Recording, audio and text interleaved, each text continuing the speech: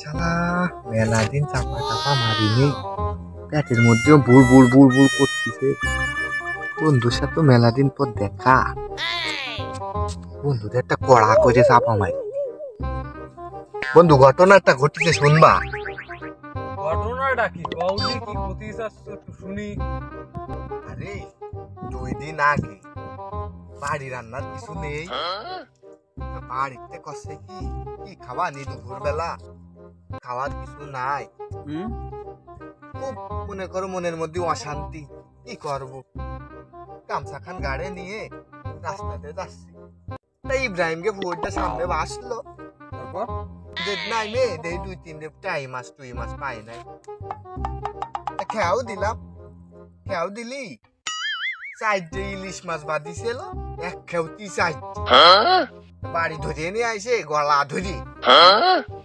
ওই কলাম কি মাথা মতো ফেলাই দাও, তেল আলা মাছ টুক, পেঁয়াজ মরিচ একটু কড়া করে লবণ ঝাল সরিষার তেল দিয়ে ভাজিয়ে ফেলো, খাইয়ে ফেলবা।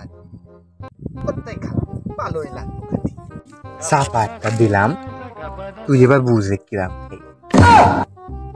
বন্ধু তুমি আমার সাথে চাপাবাজি করো, দাঁড়াও আমি তোমার দেখাই।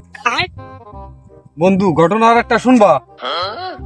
কি ঘটনা কদি শুনি। গেছিলাম সুন্দরবন পিকনিকে। পিকনিক পিকনিক যাইয়ে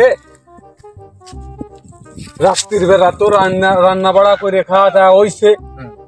এবার মনে করো সকালের জন্য আমাদের ভালো মন্দ কিছু নেই, নেই কিছুই নেই।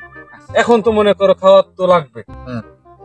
তা বাবস্তিরে বললাম কি যে আলু ভর্তা দিয়ে ভাতটা রান্না করে ফেলো, হ্যাঁ ফেলা ভাই। তার মধ্যে আবার ভাবতেছি কি করা যায়, আলু ভর্তা দিয়ে বাচ্চা রান্না এনে সামনে দিয়েছে। এর মধ্যে ভাবতে ভাবতে দেখি হরিণ একটা সামনে দিয়ে দৌড়াইতাম। হরিণ আলু ভর্তা দিয়ে হরিণ রে গাই দিলি, হরিণ পড়ে দাপাতি লাগলো। পরে কাশি দিয়ে হরিণটা জবই দিয়ে রান্না খাই ফেলালা। বন্ধুরে চাপা দিয়ে দিছি, এবার বুঝে দেখ কেমন লাগে আমার সাথে চাপাবাজি।